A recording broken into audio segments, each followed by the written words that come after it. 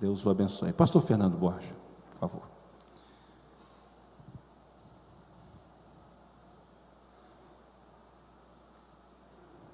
Ele vai se apresentar mais detalhadamente, mas ele tem caminhado conosco. Ontem nós falamos sobre isso, temos aprendido muito com ele, e hoje pela manhã ele falou na ordem dos pastores, tivemos um tempo ali de ouvir e conversar, perguntar, e nós sabemos daquilo que Deus tem para nos conduzir como servos de Deus, e também como cidadãos, essa junção, como cidadãos do reino de Deus e também como cidadãos da terra, ela nos faz caminhar em princípios e defender princípios que a Bíblia nos ensina.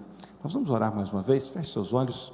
Nós te louvamos, Senhor Deus, e exaltamos o teu nome, pela graça do Senhor sobre nós. Abençoa cada um das pessoas que estão aqui reunidas neste templo, aqueles que estão também assistindo em suas casas, que tu, Senhor Deus, possa nos conduzir, e em tudo o nome do Senhor seja glorificado em nossas vidas, e que possamos honrar o teu reino, os princípios da tua palavra que o Senhor deixou para nós.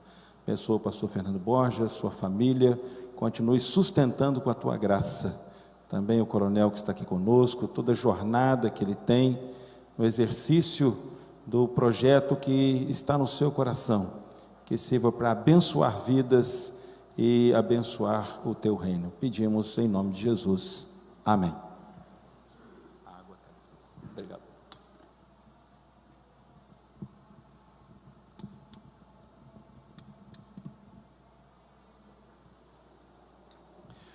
Boa noite, queridos. A paz do Senhor Jesus. Amém? Ontem nós paramos para hoje dar prosseguimento já naquilo que foi falado, e eu trouxe mais uma vez aqui, quem talvez veio agora e não viu, eu queria que talvez você levantasse a mão, porque esse quadrinhos, esse gibi, nós trouxemos de graça para todos vocês. Todo mundo recebeu aqui? Todo mundo recebeu? Quem quiser ali no final também, é só procurar o maninho que está ali atrás.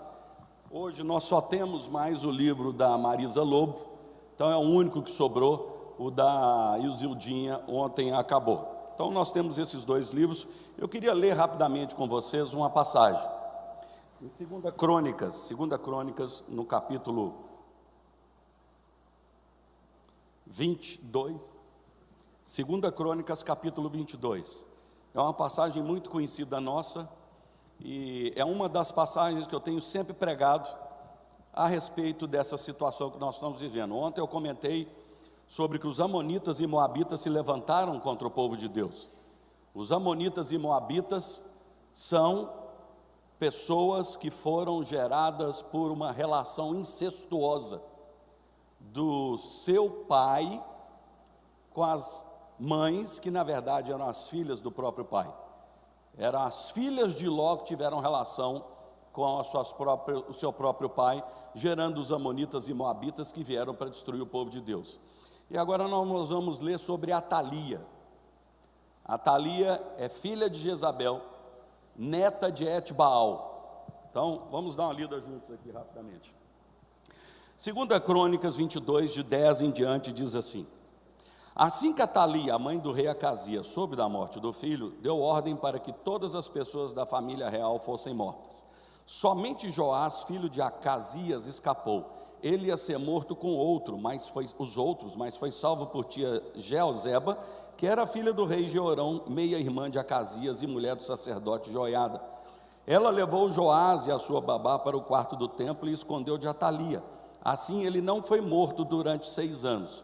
Joás ficou ali escondido com as pessoas que protegiam, enquanto Atalia governava o país.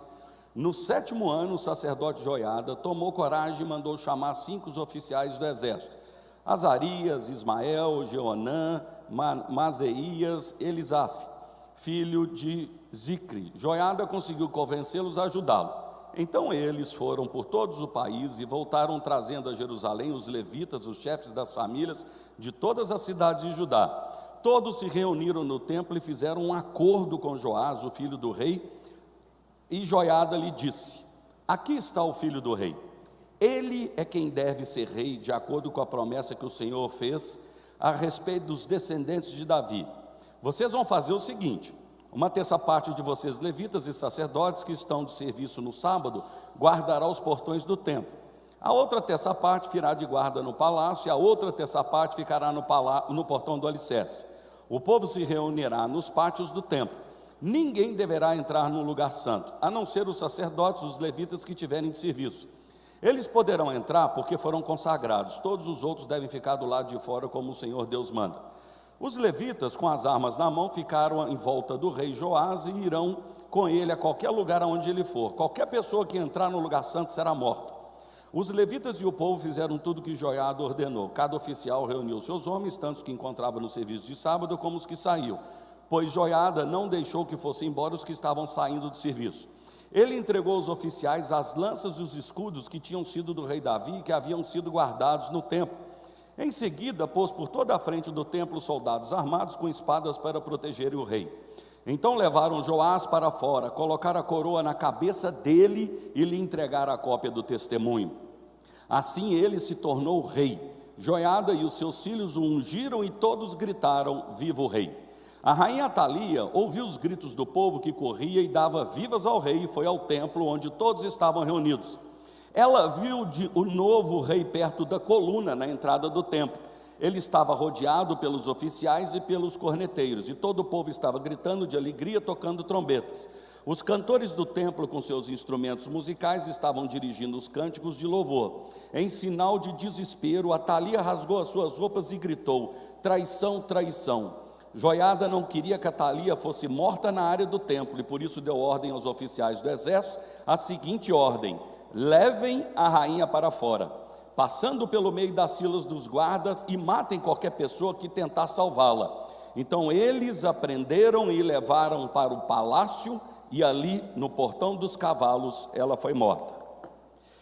Senhor Deus, nós te agradecemos por essa oportunidade de estarmos reunidos aqui no nome de Jesus. Pai, o que nós desejamos é que a luz do Evangelho resplandeça sobre as nossas mentes, e que a verdade, Senhor Deus, possa nos trazer libertação de todo o engano que o diabo possa tentar ter construído nas nossas mentes através das suas fortalezas, que foram sendo construídas de pouco em pouco, através dos pensamentos, ideologias, conhecimentos humanos, e que se levantam contra a sua palavra.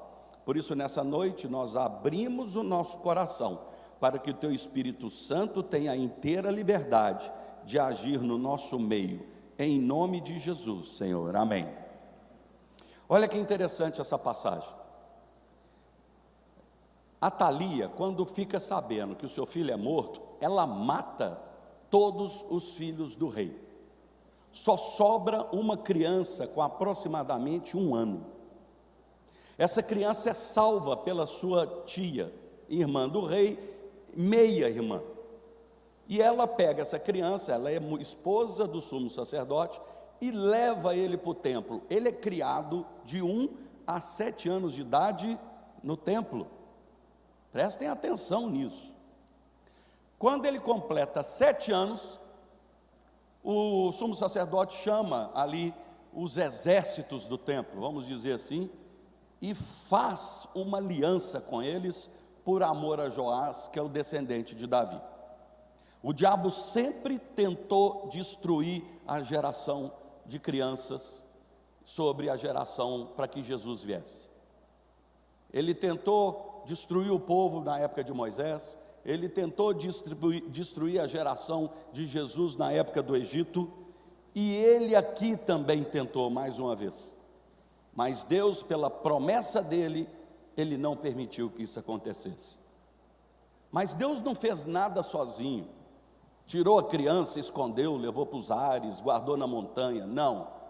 Deus usou homens e mulheres. A Bíblia diz que Deus não faz nada sem antes revelar aos seus servos e profetas. Ou seja, tudo de bom ou ruim que acontece na terra, a culpa é do homem e não de Deus. Porque Deus não mudou a regra. Desde o Éden ele disse, ele entregou poder e autoridade ao homem sobre a terra. Em Salmos ele diz, os céus pertencem ao Senhor, mas a terra ele delegou ao homem. Quando Satanás tenta Jesus, ele diz assim, todos os reinos do mundo a mim foram entregues e eu dou a quem eu quero. Ele não mentia. Tudo que acontece hoje no nosso meio, a culpa é nossa, porque nós somos o agente de transformação.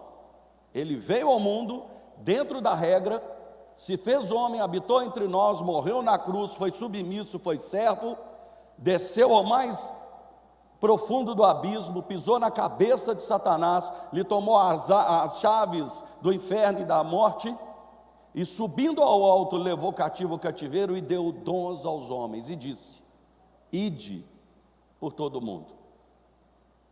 Hoje, mais uma vez, o Evangelho é a fonte de transformação, mas nem os anjos têm poder para pregar o Evangelho, foi entregue a nós, a nossa atitude.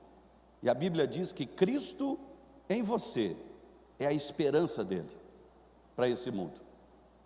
E aqui, Joiada, então, junta essa turma e fica todo mundo preparado. Eles fazem aquele compromisso, tiram a criança, agora com 7 anos, e colocam no lugar onde o rei ficava. Eles entregam a lei para ele, a palavra de Deus. Eles ungem ele, oram por ele, abençoam a vida dele e o proclamam rei. Quando a Thalia fica sabendo, ela fica louca. Ela rasga suas vestes e diz, traição, traição.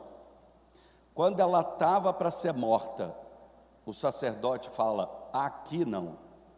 Por que será que a Bíblia tem nuances e detalhes que fazem toda a diferença, para que nós possamos ter entendimento do que Deus está querendo dizer nos dias de hoje?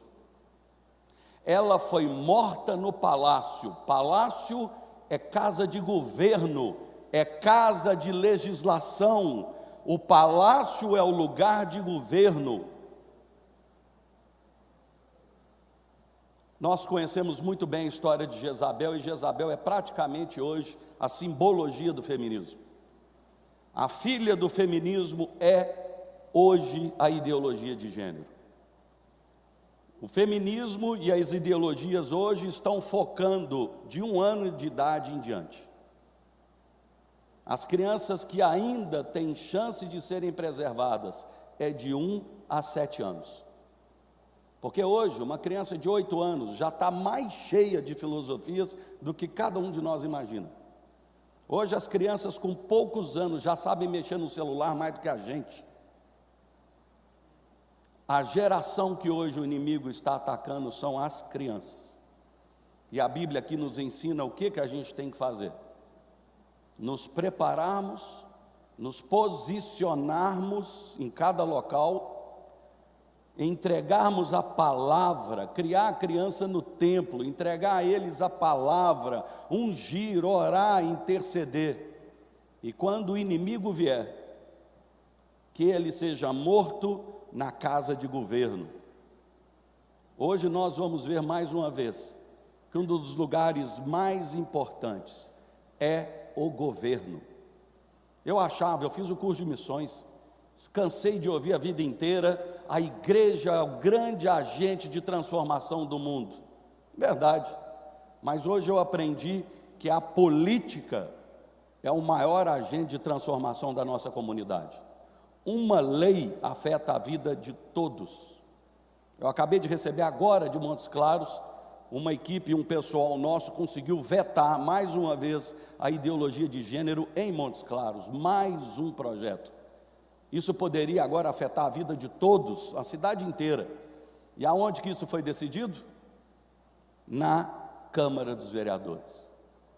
Aonde que foi decidido agora, há pouco tempo, o problema da ideologia de gênero no Estado de Minas? Na Assembleia Legislativa, e foi vetado na Casa de Governo pelo governador. É muito importante que a gente entenda que governo Nós temos que assumir posições em todas as áreas. E hoje eu queria explicar para vocês que governo não é apenas época de eleição. O Conselho Tutelar, Conselho da Infância e Adolescência, Conselho de Educação, de Saúde, de Assistência, Conselho de Cultura, Belo Horizonte, 30, 40 milhões de reais todos os anos são distribuídos para a cultura de Belo Horizonte. E eles fizeram de uma forma que vá apenas para a comunidade LGBT e minorias. Agora, essa semana, nós estávamos nos unindo para levantar uma ação contra a Prefeitura de Belo Horizonte, que está apresentando projetos da infância e adolescente, com dinheiro do Fundo Municipal para a Infância e Adolescência, mas os projetos todos estão sendo feitos com o mesmo viés. Todos para minorias e o programa LGBT. Por quê? Porque o decreto define e privilegia esse grupo. Porque se você fizer projetos que abordem esses temas, você já ganha 15 pontos a mais do que todos os outros projetos. Então, nenhum projeto cultural conservador passa. Só passa projeto cultural, só passa projeto de infância, se for ligado a isso. Em Belo Horizonte, há 2 anos atrás, nós denunciamos que R$1.100.000 foi retirado do Conselho do Idoso, do Fundo do Idoso. R$400.000 para apenas contratar, nem houve concorrência pública, contratar uma organização, que garanto para você que não é conservadora, para fazer uma pesquisa, R$400.000 para saber como é que o LGBT envelhece na cidade de Belo Horizonte. Será que o LGBT envelhece diferente da gente? R$300.000 para fazer um livro de chás indígenas dos índios de Belo Horizonte. Belo Horizonte tem uma fauna e flora maior do que a Amazônia. É isso que anda acontecendo em todos os lugares. E aonde que se decide isso? Dentro da igreja? Não, isso se decide em casa de governo. Amém, irmãos? Vamos caminhar aqui. Eu coloquei aqui o meu telefone, eu acho que a maioria aqui já esteve aqui ontem. Teve alguém que não esteve aqui ontem? Alguém? Porque ali tem uma, aqui também. Porque ali tem uma prancheta, você pode colocar o seu nome, que nós vamos encaminhar esses materiais, livros, vídeos, para as pessoas que assistem a gente. E esse é um telefone que eu preciso que você anote no seu aparelho, porque eu não consigo enviar para vocês os materiais se você não salvar no seu aparelho esse número.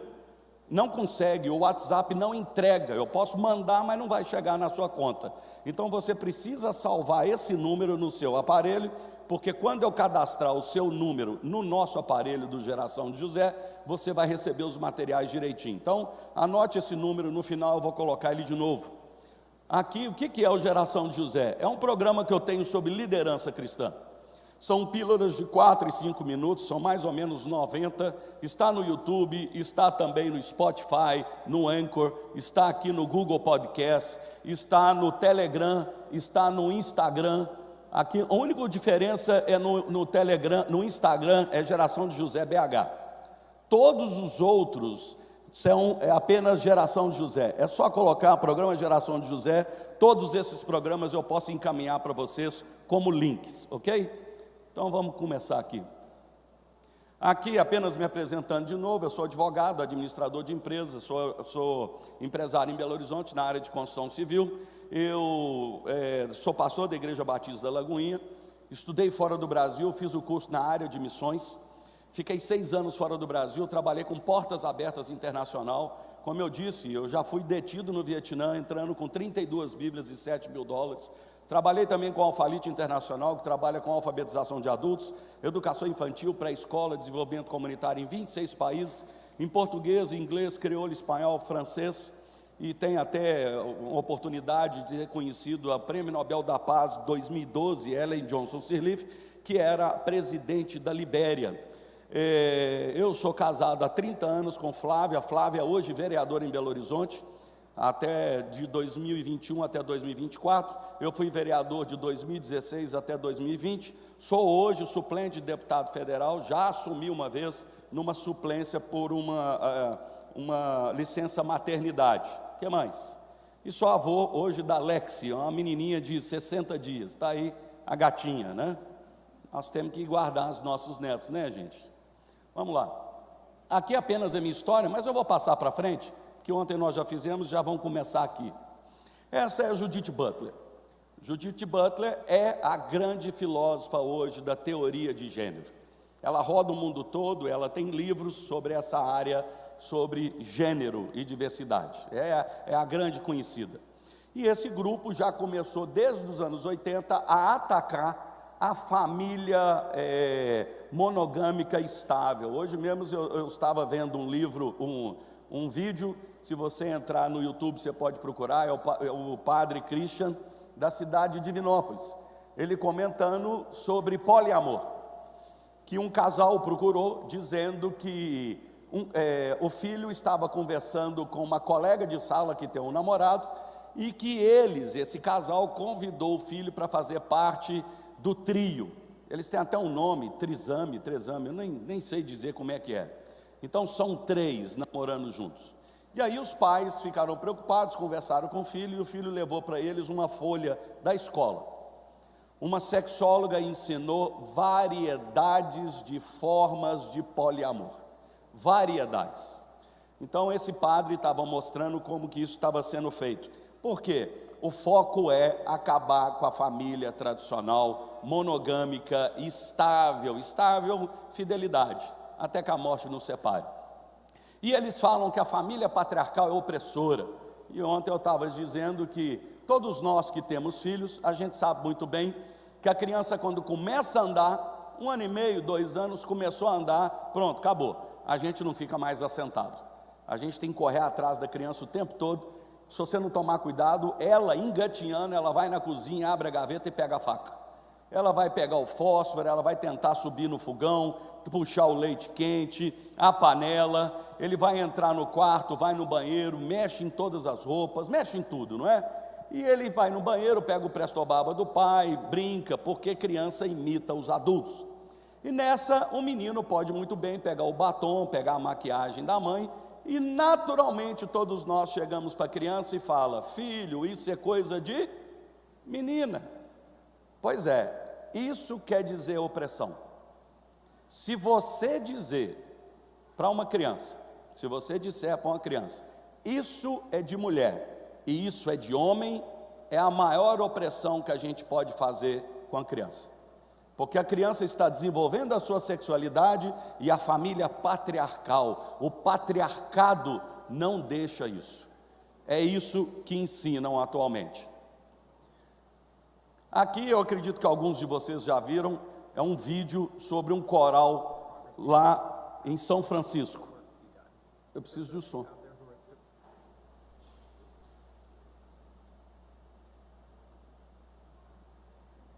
Progress we've made over these past years, there's still work to be done. So to those of you out there who are still working against equal rights, we have a message for you. Progress we've made over these past years, there's still work to be done. So to those of you out there who are still working against equal rights, we have a message for you. You think we're sinful? You fight against our rights. You say we all lead lives you can't respect. But you're just frightened. You think that we'll corrupt your kids if our agenda goes unchecked. Funny, just this once, you're correct. We'll convert your children. Happens bit by bit, quietly and subtly, and you will barely notice it. We're coming for them. We're coming for your children. We're coming for them. We're coming for them. We're coming for your children. We're coming for them. Your children will care about fairness and justice for others. Your children will work to convert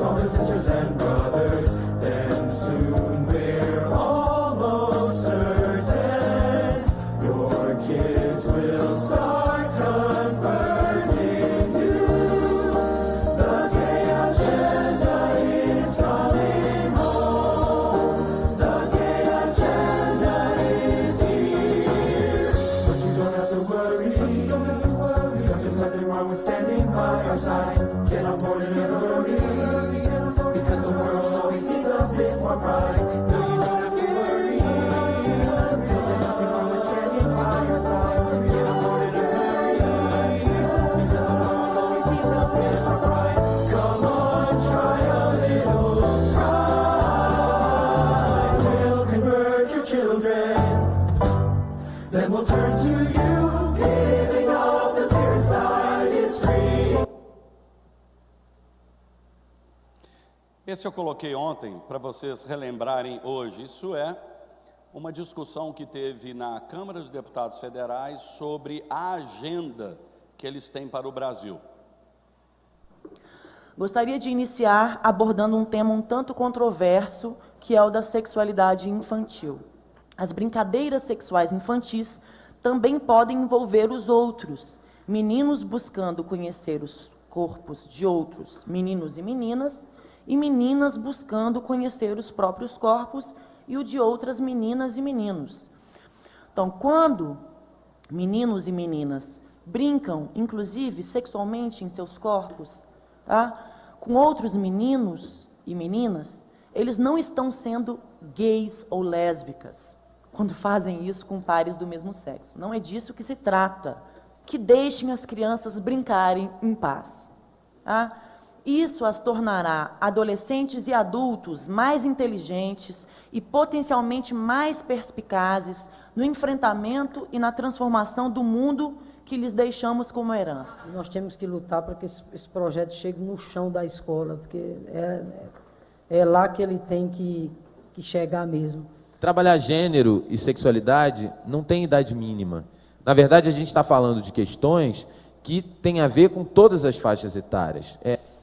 No ensino fundamental, a gente pode trabalhar de diferentes maneiras. Cada vez que alguém vai ao fundamento dessa cultura, que é a Bíblia, e toma a Bíblia ao pé da letra, a gente pode chamá-la de fundamentalista, sem medo de ser feliz. O poder de projeto, os fundamentalistas religiosos, esses desgraçados, eles têm um poder político de projeto que só está se consolidando. Mas eu sei que eu estou disposto a pegar em armas se preciso for. Se instalar uma teocracia no Brasil. Eu quero dizer ao Jean que estou aqui para te ajudar também na dessacralização do casamento, viu? Casamento civil igualitário vai dar muito trabalho, porque essa desgraça dessa palavra está eivada de sentimento cristão. Tem que passar pela religião. Tem que passar pela desconstrução dessa base judaico-teológica, dessa coisa que nós chamamos de teologia inclusiva, que tem que desconstruir todos esses valores mofados que nós aprendemos até aqui. Sem a desconstrução da cultura judaico-cristã, nesse sentido positivo, né? Talvez trazer uma nova, trazer um novo tipo de cristianismo, nós não vamos conseguir, Porque esse povo é um povo completamente, eu não vou dizer cego, mas convencido de que o que isto aqui diz é verdade.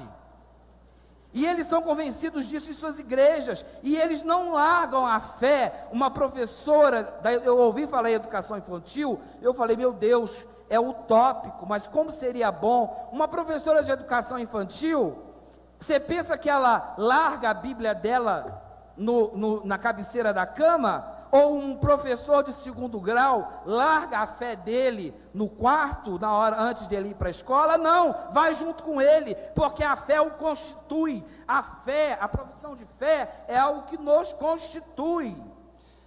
Difícil da gente conseguir pensar que as crianças nas escolas poderiam brincar sexualmente em seus corpos.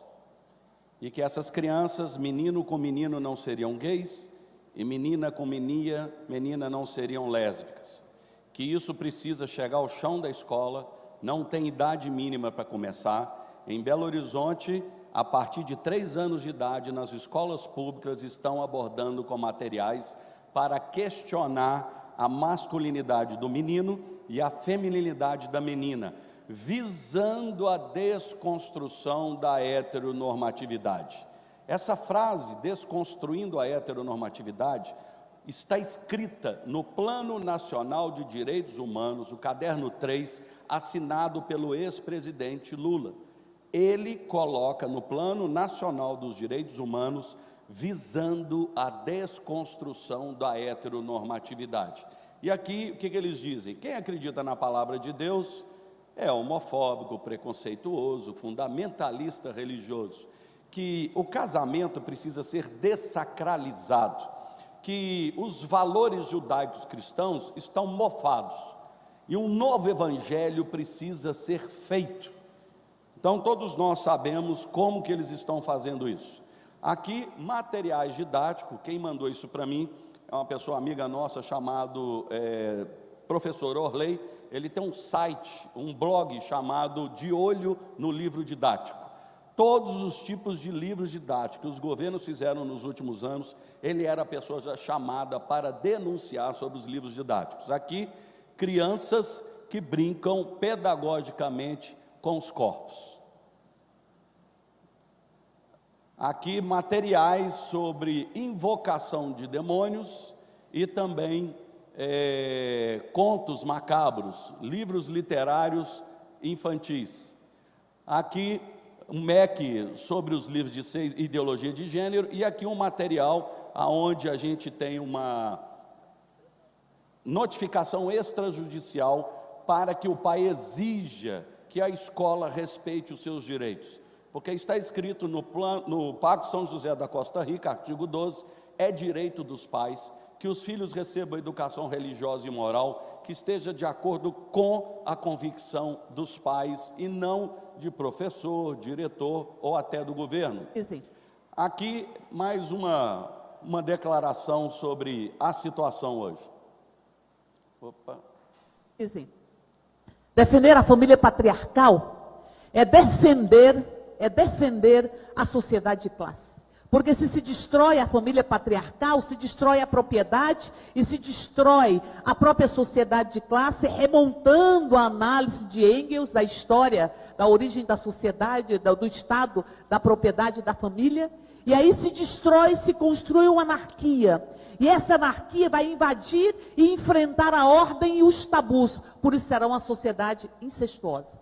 Aí se constrói uma discussão que a partir da família patriarcal, da eliminação da família patriarcal, nós construímos uma sociedade incestuosa. Porque penso eu, porque demorei para entender isso, penso eu, que há uma discussão de que, como eu nos tabus mais universais, o tabu do incesto, se eu construo a anarquia e eu destruo a ordem, eu também vou destruir um dos tabus mais universais da humanidade, que é o tabu do incesto. E vão construindo a concepção de ideologia de gênero para promover o diálogo entre os fundamentalismos que foram articulados em grande medida por Eduardo Cunha. Hoje nós temos um projeto que entraram na Câmara dos Deputados Federais sobre amor geracional, ou seja, é a legalização do incesto. Não tem mais problema ter relação amorosa de pai para filho, de neto para avó, é liberado tudo. Isso está em gestação no Congresso. Afinal de contas, da onde vem tudo isso? A cultura que precisa ser transformada. Da onde vem o projeto de que nós precisamos acabar com a cultura judaico-cristã? Isso vem do marxismo, vem do comunismo, vem do socialismo. E que para atrair novos adeptos, mudam-se o nome. Os nomes atuais hoje são utilizados de politicamente correto e justiça social. São os mais comuns. O que acontece? Vamos pensar aqui comigo. Quando houve a Revolução Russa, eles descobriram que não houve, na verdade, uma revolução do proletariado. Houve uma nova classe política que ascendeu e virou uma ditadura. E os grandes filósofos marxistas alemães, ao visitarem a Alemanha, descobriram que não era aquilo a verdadeira utopia que eles queriam. E eles, ao retornar para a Alemanha, surge uma pessoa com o tempo que eles pesquisaram muito, que era esse Antônio Gramsci. Esse Antônio Gramsci, o que ele dizia? Ele dizia que a revolução que aconteceu naquela época na Rússia, hoje não funciona. Essa revolução é brega. Essa revolução armada não funciona mais. Por quê? Porque existe uma estrutura que não permite que a sociedade realmente lute por uma sociedade marxista. E eles começam a tentar descobrir o que fazer e como fazer. Ele que cunha o trabalho de guerra de posição, guerra cultural, e que anos depois, com o surgimento da Escola de Frankfurt, a Escola de Frankfurt descobre esse tipo de assunto. Existe um Max Horkheimer, ele, junto com os outros filósofos, descobriram o que é que existe por trás da sociedade que mantém esse sistema, talvez burguês. Aí ele explica da seguinte forma: existe uma cultura que mantém os valores, que são passados de geração em geração, por meio da autoridade da igreja, da família e da escola. Porque os pais ensinam os filhos através do castigo e também pelo exemplo. Quem aqui nunca apanhou? Hein? Tem alguém aqui que é diferente dos outros aí? Ontem nós estávamos comentando que quem muito apanha é muito amado, né? Então minha mãe me amava demais da conta, muito, graças a Deus. E a Bíblia diz: o pai que ama, corrige. Então preste atenção, a igreja, a família, a escola. O que acontece com a igreja? A igreja estabelece os dogmas morais e condicionam a sociedade a viver disso. A escola condiciona o comportamento através do ensino. Hoje em dia fizeram de tudo para que o aluno não tome mais bomba, o aluno não seja corrigido. Essa semana eu recebi um vídeo de uma menina por volta de 8 ou 9 anos, está lá no meu Instagram, ela batendo no professora, ela arrancando, derrubando todas as carteiras, xingando a professora, e ela não podia fazer nada, tinha que chamar os pais. E hoje em dia, o que acontece normalmente? A única coisa que a escola faz é advertir a criança. Então vai lá e dá uma advertência. Aí um menino na outra semana espanca um colega, vai lá e dá outra advertência. Aí numa outra semana quebra um vidro, vai lá e dá outra advertência. Existe um projeto hoje chamado Justiça na Escola, que nós começamos a implementar ele na cidade de Patrocínio, já reduziu em mais de 60% a violência nas escolas e principalmente evasão escolar. Por quê? Porque nós não podemos fazer nada com a criança, mas o pai pode. O pai e a mãe têm um pátrio poder e eles têm autoridade pela própria lei. E qual é o programa? Em vez de chegar no ato infracional, e essa criança talvez um dia fazia algo muito pior, e nesse ato fracional, por exemplo, entrar com droga na escola, entrar com arma de fogo, tem que chamar a polícia, conselho tutelar, o menino é levado à delegacia, depõe, abre um processo, e o máximo que pode acontecer, ele receber uma pena, que nós entendemos assim, com a medida socioeducativa até 3 anos. Aí a criança vai para uma área onde ela aprende mais ainda a ser mais corrupto, aprende mais ainda a ser mais marginal. Depois a sociedade vê que a gangue sai para a rua e eles pegam a arma de fogo e colocam na mão de quem? Do menor. Porque se um menino de 18 anos tiver com a arma de fogo, ele está preso na hora, mas o menor não. O menor é levado para a delegacia e solto. É isso que acontece. Aí a sociedade dá o grito: nós precisamos aumentar a pena para 8 anos, 10 anos. Cai um menino com 15, 16 anos, fica 10 anos isolado da sociedade. Ou então, não, vamos baixar a maioridade penal. Muitos falam isso também. Esse programa, o que ele faz? Ele trabalha diretamente na questão da indisciplina. Então, qualquer ato de indisciplina, os pais são chamados, os pais assinam um termo, aonde os pais obrigam os filhos ou a filha a fazer trabalhos dentro da escola. Vai lavar banheiro, vai lavar a cozinha, vai cortar a grama, vai reparar o muro. O que aconteceu quando você começa a colocar limite? As crianças pararam de fazer atos infracionais nas escolas. O programa já existe hoje em Patrocínio, cresceu na região metropolitana. Dr. Celon, que é um juiz hoje, até da Igreja Batista da Lagoinha, ele já está fazendo o programa junto com o Tribunal de Justiça do Estado de Minas Gerais. Então vocês vão ver depois até um pouco sobre ele. A escola condiciona através do comportamento. E esse ciclo vicioso precisa ser atacado, destruído.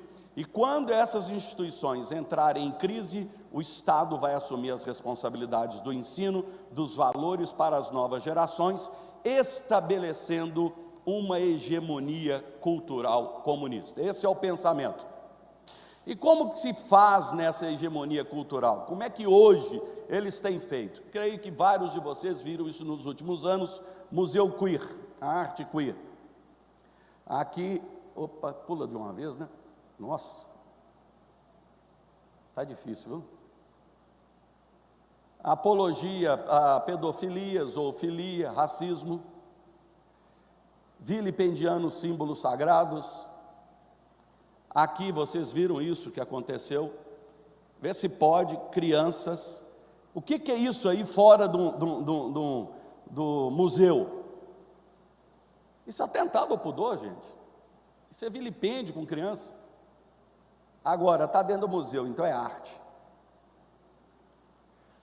Isso aí é um outro museu, aonde ali você tem sexo biológico masculino, gênero feminino, sexo biológico feminino com gênero masculino. Janela de Overton, isso aqui é muito interessante, é um modelo para mudar a opinião pública de forma gradual e intencional, para fazer com que aquilo que era inaceitável possa ser tolerável.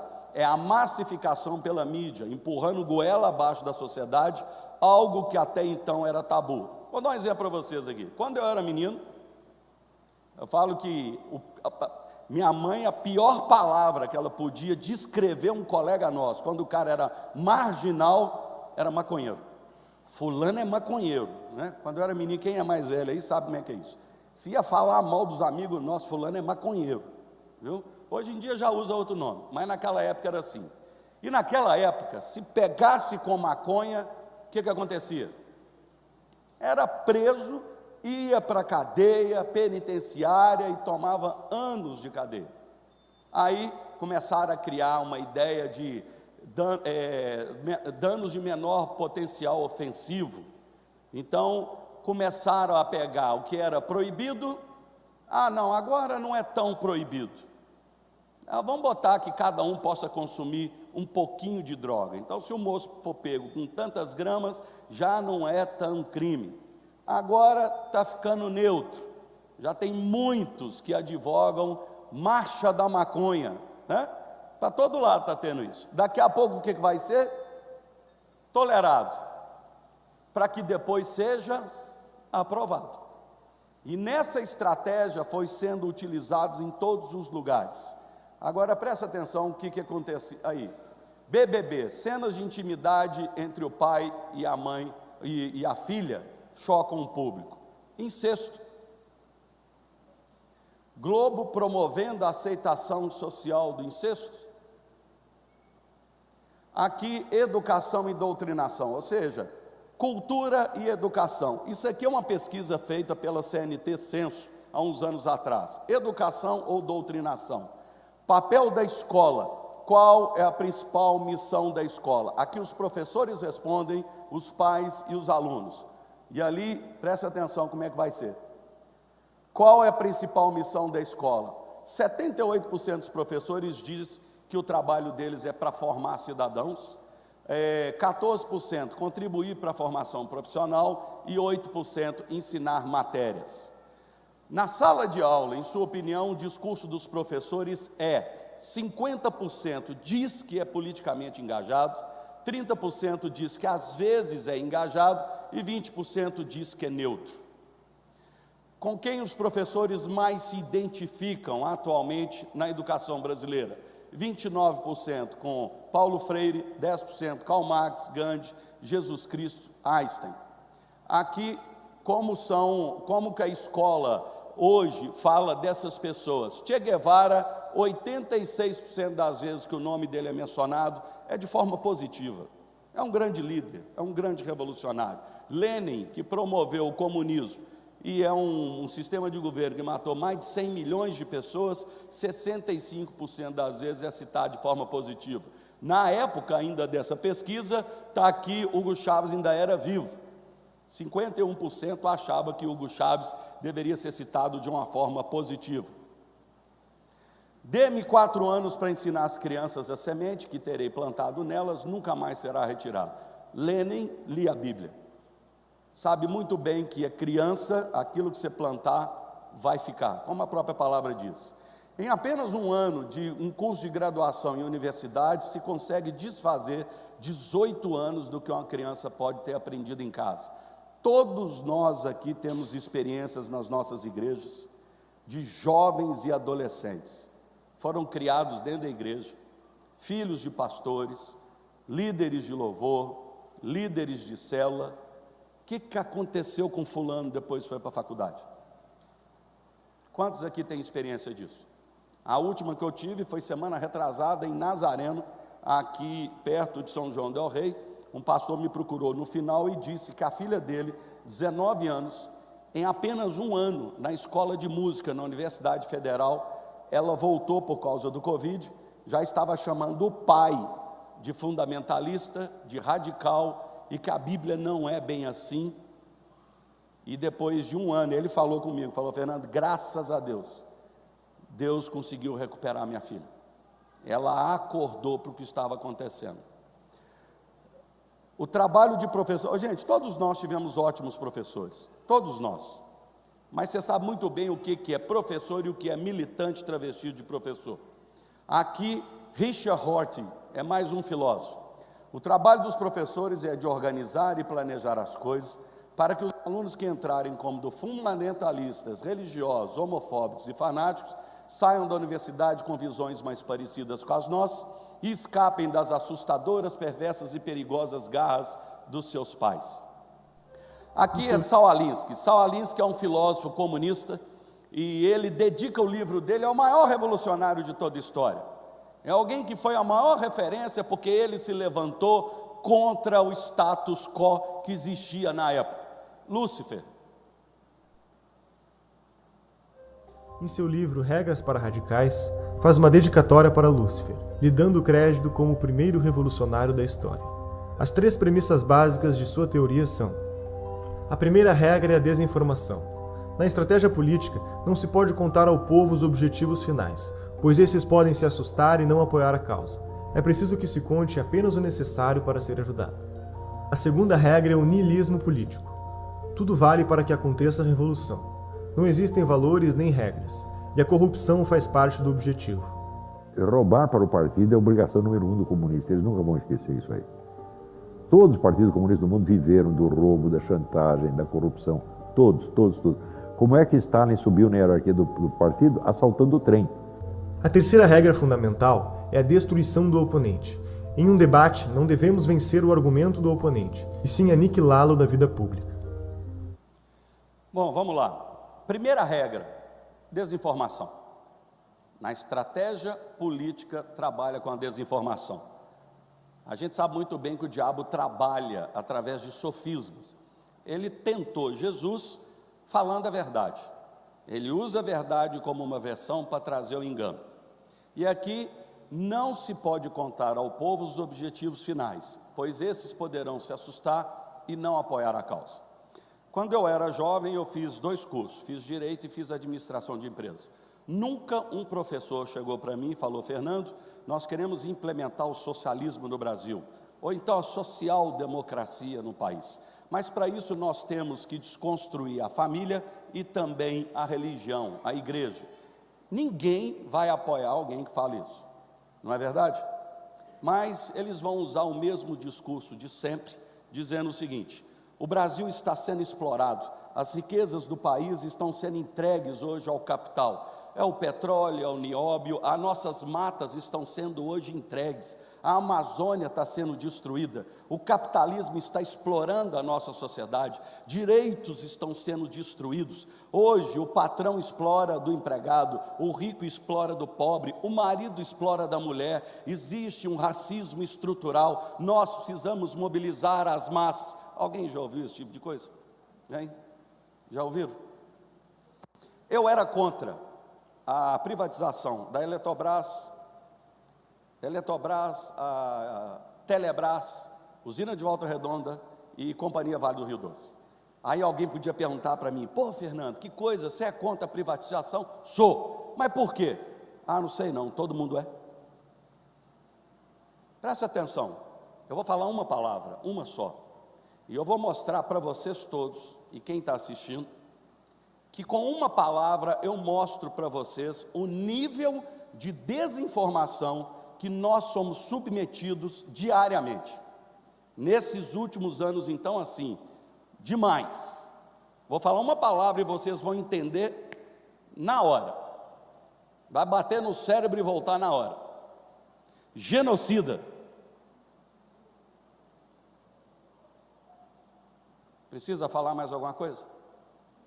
Todos nós sofremos desinformação diariamente. E aonde se aprenderam isso? Joseph Goebbels, ministro da comunicação do nazismo. O que ele dizia?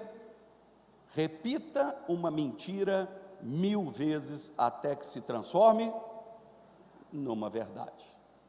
Nós sofremos isso ou não sofremos? Niilismo político, os fins justificam os meios. Não precisa nem falar muito, né, gente? Petrobras, Banco BNDES, dinheiro que foi para Cuba, Argentina, Venezuela, Angola, Moçambique, não. O dinheiro não foi usado, não foi roubo. O dinheiro foi apenas utilizado para uma causa e não podemos ser questionados por isso. Número 3, num debate político, você deve destruir o inimigo. Aqui eu vou mostrar para vocês que eu vivenciei isso e muitos de vocês já vivenciaram ou vão vivenciar muito disso. Na hora que se perde o debate político, o que eles fazem? Existe uma estratégia que é provocação, confrontação e vitimização.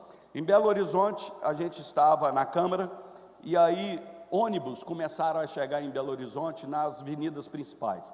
Antônio Carlos e aquela avenida Nossa Senhora do Carmo. O que eles fizeram? Desceram 30, 40 pessoas dos ônibus, atravessaram o ônibus, fecharam o trânsito, 30, 40 pessoas fazem isso.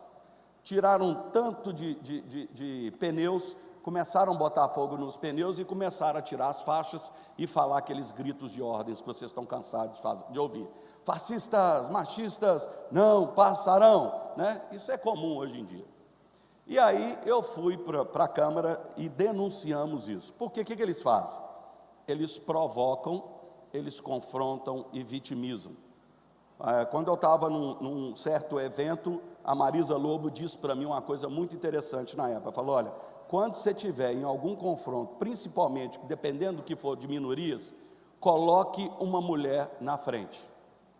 Porque eles vêm até para se confrontar com a gente, para depois ficar vítima, dizendo que nós fizemos alguma coisa, ou tocou nos seios delas, ou fizemos alguma coisa, mas eles vêm para provocar. É estratégia política, principalmente depois que fecham esse trânsito, provocam a polícia, jogam pedradas, gás lacrimogêneo e fazem questão de tirar uma fotografia de uma criança caída no chão, de uma mulher grávida sangrando, tira as fotografias e coloca no mundo todo dizendo que o Brasil é um país fascista, que o Brasil é um país hoje ditatorial, usam isso como estratégia política. Aqui eu vou mostrar para vocês o que aconteceu comigo em Belo Horizonte nesses anos.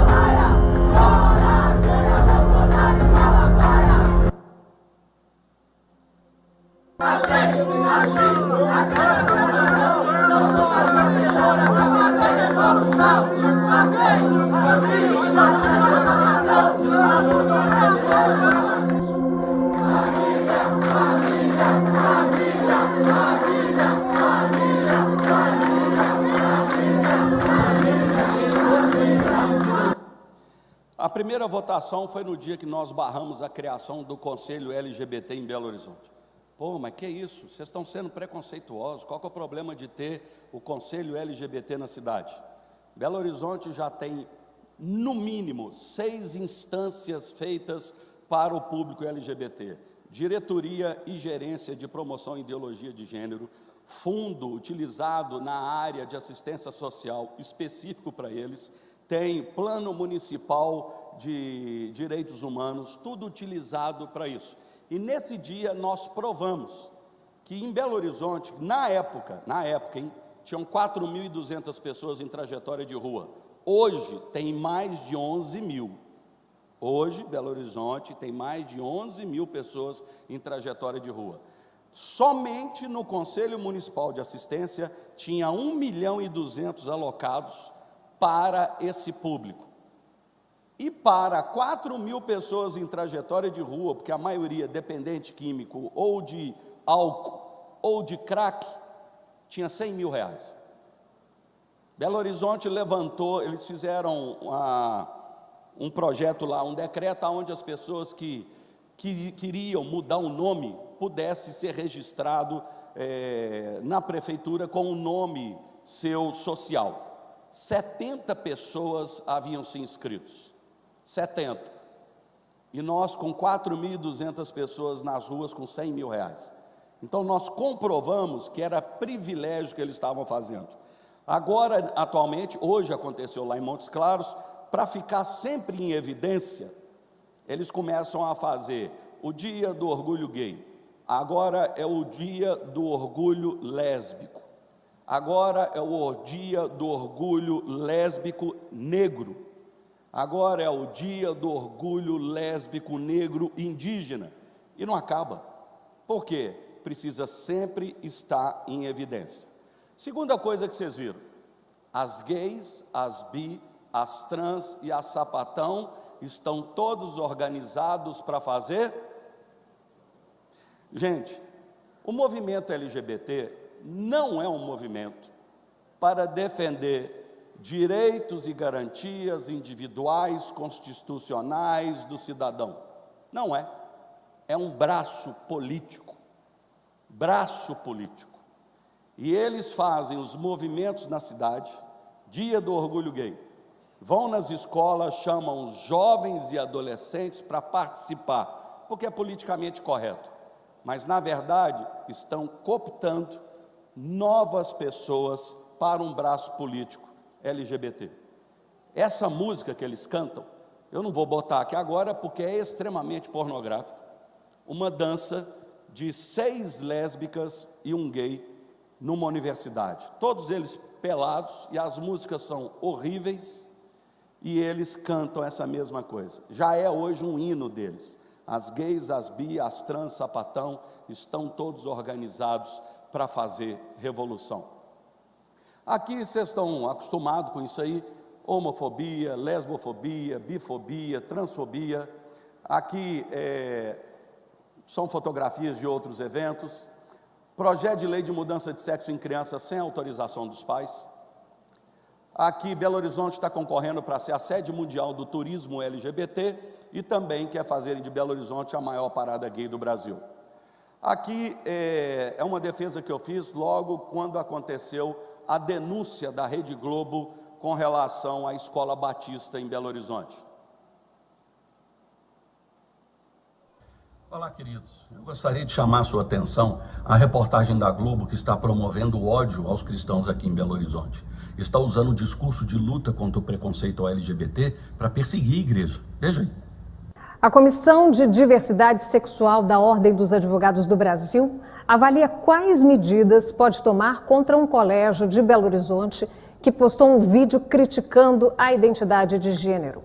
Para a comissão, a publicação promove um discurso de ódio. O vídeo foi postado por uma escola tradicional de Belo Horizonte, o Colégio Batista Getsemane, que fica no bairro Dona Clara.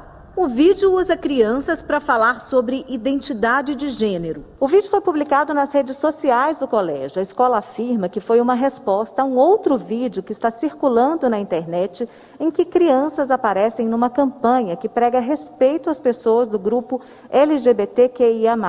só que a publicação gerou polêmica. O presidente da Comissão de Diversidade da OAB disse que o conteúdo do vídeo vai na contramão de direitos já alcançados e extrapola o direito à liberdade religiosa. Alexandre Bahia afirma que a comissão estuda medidas contra a postagem. Me parece que isso resvala do discurso religioso para um discurso de ódio. A comissão vai se reunir e ver quais medidas podem ser tomadas, desde uma ação civil pública, por exemplo, de danos morais coletivos, até, eventualmente, fazer uma denúncia ao Ministério Público para eventual ação penal de racismo. Essa propagação de discursos falaciosos promove a destruição das conquistas já obtidas. Vocês viram aí, a Globo está promovendo ódio e intolerância religiosa. Só porque crianças estão dizendo que Deus as fizeram menino e menina, que Deus não erra, agora é crítica à ideologia de gênero. Desde quando? Na verdade, estão criando uma narrativa do discurso de ódio para atacarem os direitos e a liberdade de expressão, do pensamento, da liberdade de crença e religião. A OAB agora, gente, virou mais uma entidade aparelhada para promover intolerância religiosa. A escola está promovendo um discurso de ódio. Está na contramão dos direitos já alcançados. Desde quando os direitos dos LGBT podem ditar o que pode pregar ou não? Extrapola os direitos da liberdade religiosa. Desde quando falar a verdade é preconceituoso? Estuda medidas contra a postagem da escola. Que processem quem quiser. Processar e denuncia quem quiser denunciar o Ministério Público. Chegou o momento de defendermos a nossa liberdade de pensamento, de expressão e de crença. Olha, nós precisamos colocar limites a essa militância gay e que agora aparelhou até a OAB. Ação penal de racismo, ação direta de inconstitucionalidade por omissão do Supremo Tribunal, diz que a repressão penal, a prática da homotransfobia, não alcança e nem restringe o limite do exercício da liberdade religiosa. Está assegurado o direito de pregar, de divulgar livremente o pensamento, de externar as suas convicções de acordo com o que contiver nos seus livros sagrados, de ensinar segundo a sua orientação doutrinária, independentemente do espaço público ou privado, da sua atuação individual ou coletiva. Depois vem agora esse presidente dessa ONG dizer que não quer confundir a fé de ninguém. E quando eles querem ensinar nas escolas que o menino não nasce menino, que a menina não nasce menina, estão fazendo o que na mente de criança? Que não quer tirar a inocência de nenhuma criança. E quando, ao invés de ensinar sobre sexualidade, querem falar sobre homossexualidade, bissexualidade, poliamor para os estudantes, o que vocês estão fazendo? Acreditam que as crianças devem ser preservadas. Então, por que não respeitam direitos de que essas crianças recebam educação religiosa e moral que esteja de acordo com as suas convicções, as convicções dos seus pais, como está na lei? Propagação de discursos falaciosos promove a destruição das conquistas já obtidas. Quais conquistas? Me conta aí. De reprimir as crianças de professarem a sua fé? De processarem uma escola confissional por declarar suas crenças? Olha, a escola não tem preconceito LGBT. A escola tem conceito de acordo com a Bíblia. Deus criou homem e mulher. É isso aí. A propagação de conceitos bíblicos somente são considerados preconceituosos aos comunistas que odeiam a religião. Essa militância gay não luta por direitos, mas luta pela destruição da nossa liberdade de pensamento, a nossa liberdade de expressão, a nossa liberdade de crença. Daqui a pouco vai querer destruir a nossa liberdade de culto, fechar igreja e escolas cristãs. Aonde que está a OAB quando a Prefeitura de Belo Horizonte criou diretrizes para questionar a sexualidade de crianças a partir de 3 anos na escola pública? Onde é que está a OAB quando a Prefeitura implementa um currículo escolar na escola pública para problematizar a masculinidade e feminilidade de crianças? Onde é que está a OAB e os defensores dos direitos humanos quando, em nome da luta contra o preconceito, querem destruir a família monogâmica, fazendo bullying aos alunos dos filhos dos pais que são cristãos e conservadores? Porque o direito da população LGBT pode sobrepor o direito à liberdade de expressão de qualquer outro cidadão. O direito à liberdade de pensamento, de expressar o pensamento, pode até chegar a ofender algumas pessoas, sabia? Mas falar que Deus não erra pode até ofender uma minoria LGBT mimimi, da mesma forma que essas pessoas com disforia de gênero pode ofender os religiosos quando alegam que Deus erra ao criar mulheres presas nos corpos de homens ou vice-versa. O vídeo do Colégio Batista, tido como discurso de ódio, não é nada mais do que o direito de resposta àquela propaganda ofensiva da loja de hambúrguer e que foi apoiada pela Globo. Qual que é a diferença? Essa loja de hambúrguer, a Globo, tem interesses financeiros. Já a família cristã quer apenas ser respeitada.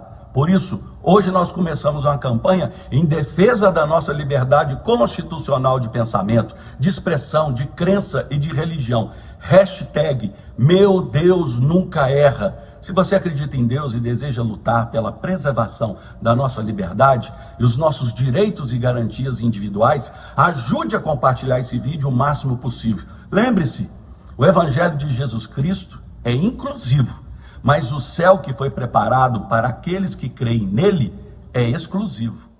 Amém, irmãos? O Evangelho é inclusivo, todos nós fomos recebidos por o nosso Senhor do jeito que a gente é. Todos nós, ninguém foi retirado de lado, mas os céus é exclusivo. Somente aquele que confessar Jesus Cristo como Senhor, somente aquele que crê que Deus ressuscitou Jesus dos mortos, somente aquele que confessar o pecado será perdoado pelo sangue do Cordeiro. Amém, irmãos? Não é isso que a Bíblia nos ensina? Aqui é a ação direta de inconstitucionalidade por omissão. O que aconteceu? Não conseguiram aprovar homofobia e transfobia na Câmara Federal e nem no Senado. Aí alguns partidos entraram no Supremo Tribunal Federal, que fez algo absurdo, legislou. 2 votos de 2 ministros disseram o seguinte, que não podia fazer isso porque a própria lei diz que não existe crime para aquilo que não tem lei. Se não existe lei específica feita pelo Congresso de que homofobia e transfobia é crime, não existe esse crime. Mas o Supremo legislou. E ele equiparou a homotransfobia com o racismo. E o que diz lá? Até que sobrevenha uma lei emanada pelo Congresso Nacional destinada a implementar os mandados de criminalização definidos nos incisos da Constituição, as condutas homofóbicas e transfóbicas reais ou supostas que envolvem a aversão odiosa, a orientação sexual, a identidade de gênero de alguém, por traduzirem expressões de racismo, compreendido entre a sua dimensão social, ajusta-se por identidade, razão, mediante tal. Ali equipararam a homotransfobia ao racismo. Mas o que eles não falam? A segunda parte. Essa continua a decisão do Supremo, a ação direta de constitucionalidade por omissão, número 26 de 2019. A repressão penal, a prática de homotransfobia, não alcança, nem restringe ou limita o exercício da liberdade religiosa, qualquer que seja a denominação confessional professada, cujos fiéis e ministros, sacerdotes, pastores, rabinos, mulá, clérigos muçulmanos, líderes ou celebrantes das religiões afro-brasileiras, entre outros, é assegurado o direito de pregar e de divulgar livremente pela palavra, pela imagem ou por qualquer outro meio o seu pensamento, de externar as suas convicções de acordo com o que se contiver em seus livros e códigos sagrados. Bem assim o de ensinar a sua orientação doutrinária ou teológica, podendo buscar e conquistar prosélitos, praticar atos de culto e respectiva liturgia, independentemente do espaço público ou privado e da sua atuação individual ou coletiva, desde que tais manifestações não configurem discurso de ódio, assim entendidas aquelas exteriorizações que incitem a discriminação, hostilidade ou violência contra pessoas em razão à sua orientação sexual ou à sua identidade de gênero. Eu confesso para vocês que eu estava torcendo para eles prenderem alguém do Colégio Batista, torcendo, porque ia mostrar a completa ilegalidade, arbitrariedade do poder público, e isso ia tomar uma dimensão nacional, porque o único jeito disso poder chegar em todos é na hora que acontecer isso, e não vai demorar para isso acontecer, não vai. em várias situações, porque hoje a gente já não sabe mais quem é o opressor e quem é o oprimido. Aqui a diferença de preconceito, racismo e discriminação. Preconceito é uma opinião preconcebida sobre determinado grupo ou pessoa, sem qualquer informação ou razão. Preconceito. Racismo é a crença que existem raças superiores às outras. Discriminação é baseado no preconceito ou no racismo, que um indivíduo recebe de um tratamento injusto apenas por aparecer num grupo diferente. Homofobia, discriminação religiosa, valorização ou menosprezo de uma pessoa ou grupo por causa das suas crenças. Quem é o opressor ou oprimido? Quando, no caso, um professor na sala de aula fala que o cristianismo está obsoleto, que o cristianismo é o trem do tempo dos avós.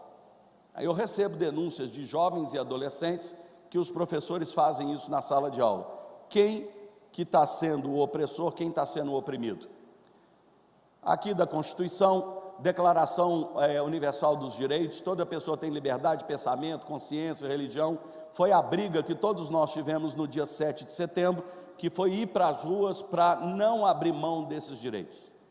Porque o primeiro direito que vai cair para virar uma ditadura no país é a liberdade de pensamento, de opinião, de expressão. Esse é o ponto principal hoje. Não é por causa de perseguição religiosa, é por causa da liberdade de pensamento, de consciência. Se nós perdermos essa liberdade, o resto todo vem junto. Olha aí, religião não é carta branca para questionar o comportamento do outro. Então agora, pregar na rua sobre o pecado, você pode ser calado. E aí? Daqui a pouco, então, se alguém falar que o cara que se droga, o cara que bebe demais é pecado, eu não posso falar. Aqui está a ADO, aqui é um caso de uma moça que está sendo processada porque ela não quis fazer um site de um casamento homossexual. Como é que fica isso aqui para um cristão agora? Quem é o opressor, quem é o oprimido? Quando um gerente ou um diretor de uma grande corporação obriga o cristão a usar um uniforme que é para apoiar um dia ou um mês de um orgulho LGBT. A gente fala muito, gente, sobre Estado laico. O Estado laico é o Estado que é isento, ele é neutro, ele não promove nenhuma religião, ele não atrapalha nenhuma religião, ele não incentiva, ele não subsidia nenhuma religião e ele também não trabalha contra nenhuma religião. Eu não sei se vocês viram, hoje mesmo minha esposa acabou de gravar um vídeo que o governo lá do Nordeste, não sei qualquer igreja agora, para um culto acima de 300 pessoas, tem que comprovar a vacinação. Isso é arbitrário, sim ou não? Tem lei que obriga você a apresentar a vacinação? Quem está sendo arbitrário? Vocês estão vendo o que está acontecendo? É todos os dias. Aí eu pergunto para você, isso aqui é coação? Isso aqui é abuso? Isso aqui é assédio? E aí? Quando um professor, ele entra numa questão de moralidade, toda religião tem uma moralidade, sim ou não? A nossa religião tem uma moralidade. Casamento entre homem e mulher. Casamento, um casal, não é? Aí eu te pergunto, o professor deixa a laicidade do lado quando ele faz apologia à bissexualidade? Quando ele faz apologia à poligamia na sala de aula? Sim ou não? Gente, ele está deixando de ser isento. Aqui nós estamos vendo o que algumas empresas estão fazendo. Aqui eu costumo dizer o seguinte, se nós não nos levantarmos para defender os nossos filhos hoje, quem vai defender os nossos netos? Aqui são os livros que eu mostrei para vocês, da Marisa, esse outro é do Guilherme Shelby, Família Educa, Escola Ensina, onde nós temos a notificação extrajudicial. Aqui os materiais que eu falei que eu encaminho para vocês, Gênero, Quem é Você, Quem Controla a Escola Governa o Mundo, Maquiavel Pedagogo, aqui Desconstruindo Paulo Freire, Como Ser um Conservador, A Revolução dos Bichos. Isso aqui é muito bacana de vocês darem para os seus filhos, para eles entenderem como que o passo a passo para uma ditadura hoje. Brasil Paralelo, quem aqui já assistiu alguma vez? Pode levantar a mão, gente, não tenha vergonha não. Pois é, vocês precisam assistir isso aqui. Se você entrar no YouTube aí agora, só escrever no YouTube, Brasil Paralelo, a raiz do problema, você vai pegar desde o início da razão do pensamento, desde depois a teoria crítica, aonde vem tese, antítese e a síntese, depois chegando no marxismo, aí vem todo o movimento dos fabianos, Escola de Frankfurt, o desconstrucionismo, Antônio Gramsci e a guerra de posição, guerra cultural, libertinagem, legalização das drogas, não faça guerra, faça o amor, o desconstrucionismo, e vem todo esse tipo de material sobre esse ponto. Aqui, legislação, gente, o que eu tenho feito em várias cidades do Brasil? Eu tenho passado legislação de projetos de lei. Aqui nós temos, por exemplo, torna obrigatório no município de Belo Horizonte, pode ser qualquer cidade, que o poder público municipal proíba a divulgação, o acesso de crianças e adolescentes a imagens, músicas, textos pornográficos e obscenos. Aí eles estavam falando que eu estava fazendo a lei da mordaça da cultura em Belo Horizonte. Ô, gente, você proibir que se use material pornográfico, e na lei ainda fala o que é pornográfico com relação à sexualidade, ela descreve. Aqui, Maio Laranja, contra abuso e exploração sexual de criança e adolescente, Escola Sem Partido, Justiça na Escola, que eu falei sobre atos de indisciplina, liberdade econômica, práticas alterativas, tem vários projetos aqui nessas áreas onde eu dou assessoria jurídica. Aqui, projeto de lei Maio Laranja, que eu mostrei para vocês. Esse aqui é interessante, é o Justiça na Escola. Esse Justiça na Escola, ele foi feito por dois motivos. Justiça na Escola, o Bloco do Respeito. Nós estamos na porta da Igreja Batista do Barro Preto aqui, em Belo Horizonte. Presta atenção no que aconteceu lá. Queridos, a Prefeitura divulgou um balanço do crescimento do carnaval aqui em Belo Horizonte, mas não foram apresentados todos os impactos sobre a população da cidade. Dentre esses, eu quero muito destacar um muito importante, o direito constitucional de liberdade de culto. Vários blocos se concentraram nas portas das igrejas nos dias e horários de culto. Carros de som, trios elétricos, banheiros químicos, trouxeram grande perturbação e até impedimento de algumas celebrações. Vários pastores e líderes religiosos nos procuraram, relatando os mais diversos problemas. Com isso, juntamente com a maioria dos vereadores, protocolamos agora, no dia 19 de fevereiro, o projeto de lei chamado o Bloco do Respeito, que regula os eventos oficiais de Belo Horizonte, estabelecendo um limite mínimo de distância de hospitais, casas de repouso e templos também de qualquer natureza, nos dias e horários de culto. Muito obrigado pela atenção e o apoio, e vamos juntos com coragem para fazer a diferença. Vocês viram a fotografia noturna? Aquilo lá foi o pastor, o executivo, Márcio Santos mandou para mim, na época que aconteceu, foi na Parada Gay de 2017, colocaram 2 carros de som, teve a Parada Gay, ela terminou, a concentração final foi na Praça Raul Soares, botaram os 2 carros de som de frente à primeira Igreja Batista de Belo Horizonte, urinaram no muro do templo todo, jogaram camisinha nos irmãos e na entrada da igreja, perturbaram todo o culto. Ali vocês viram, colocaram banheiros químicos na porta da Igreja Batista do Barro Preto, fizeram concentração de carnaval, de bloco, na porta da igreja. Ali mostra uma fotografia da primeira presbiteriana em Belo Horizonte, ela foi depredada 2 anos seguidos. A igreja presbiteriana no carnaval agora coloca tapume na frente da igreja. Cadê o respeito? Ou seja, pastores me procuraram na época do carnaval, dizendo que eles não conseguiam chegar na igreja, entrar na igreja no culto.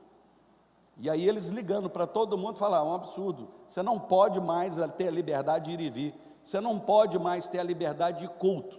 Aí nós fizemos esse projeto, e pedi para vocês orar, porque ele está em Brasília. Quando eu assumi também como deputado, eu protocolei esse projeto lá. A primeira coisa que o Estado de Minas e a Rede Globo fez, foi dizer que o pastor da Lagoinha, um pastor batista, estava querendo acabar com o carnaval no Brasil. né? Eu sou advogado, sou administrador, sou empresário, isso não fala, mas fala pastor, sempre assim, né? Aqui o Justiça na Escola, que eu falei para vocês, e aí eu vou deixar aqui só o telefone final para vocês. Esse é um vídeo que depois, assim, quando encerrar, lembra que eu falei com vocês ontem sobre, vocês querem me dar 5 minutos para ver esse último vídeo? Esse vídeo, presta atenção, gente, é muito importante. Eu queria que vocês prestassem atenção, talvez ninguém movesse, porque eu até aumentei a letra dele para as pessoas aprenderem. Por quê? O que está acontecendo hoje nos Estados Unidos vai acontecer aqui. Porque essa área já cresceu muito nos Estados Unidos. E 2% das meninas no ensino médio se acreditam que são transgênero. E cresceu, explodiu a homossexualidade, principalmente o lesbianismo. Vão ver as razões por quê e o que nós podemos fazer para que isso não aconteça com as nossas meninas e as nossas crianças. If you know any middle or high school girls today, or if you are one yourself, it would not be surprising if you know someone who identifies as transgender. The latest statistics indicate that 2% of American high school students now identify as transgender, and the overwhelming majority of them are teenage girls. Between 2016 and 2017 alone, the number of females seeking gender surgery in America quadrupled.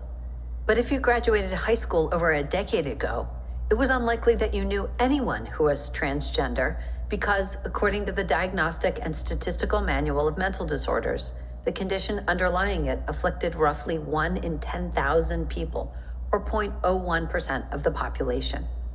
Almost none of these cases were teenage girls.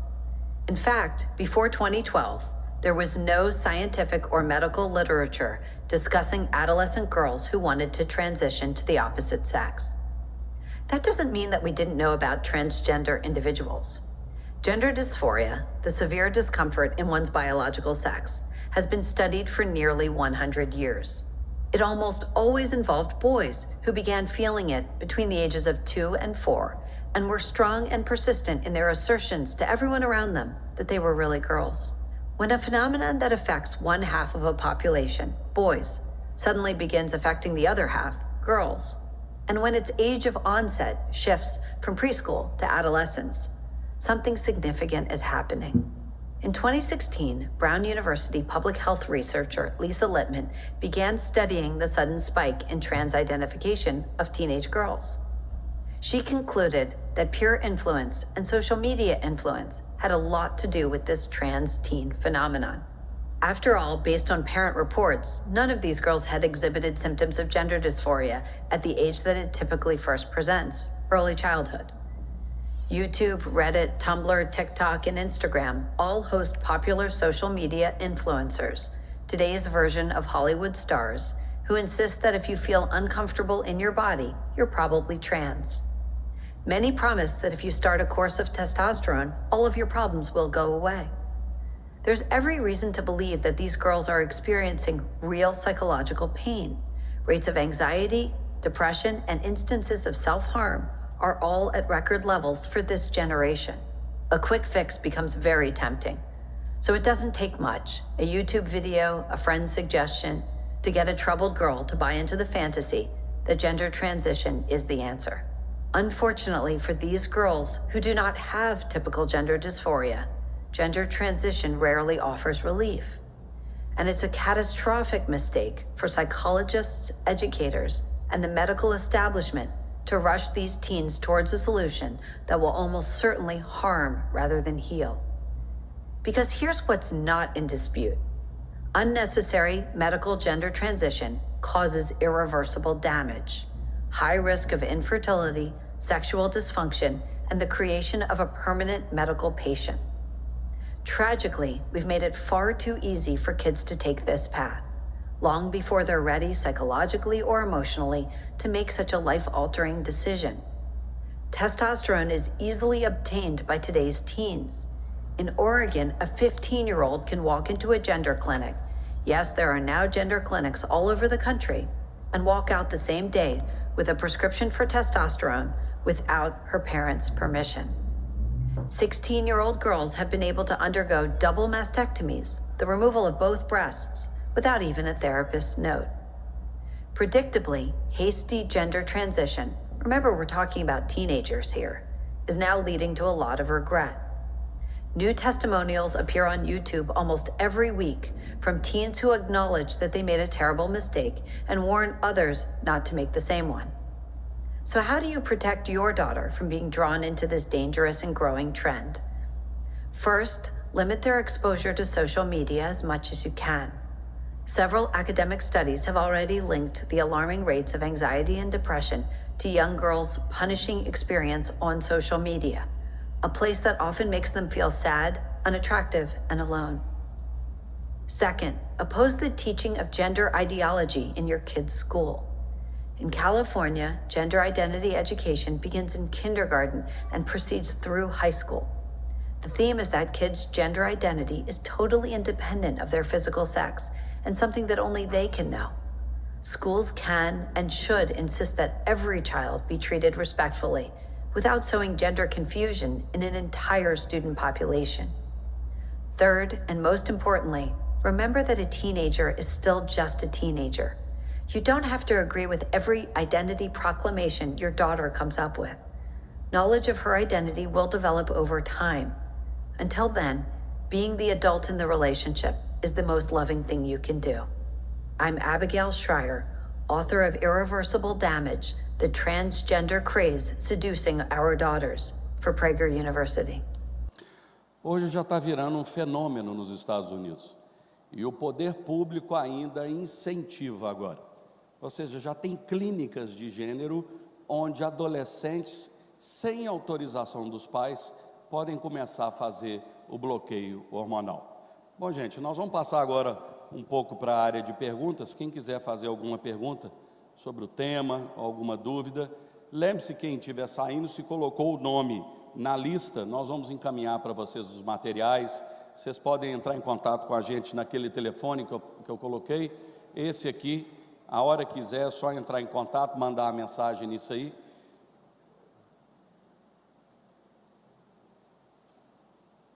Acho que tem que vir aqui na frente, Lucas.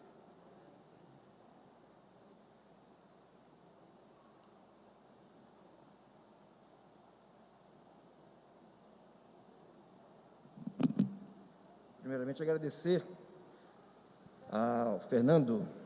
Está para escutar, gente? Agradeço ao Fernando por ser esse instrumento para esse tempo, para as igrejas.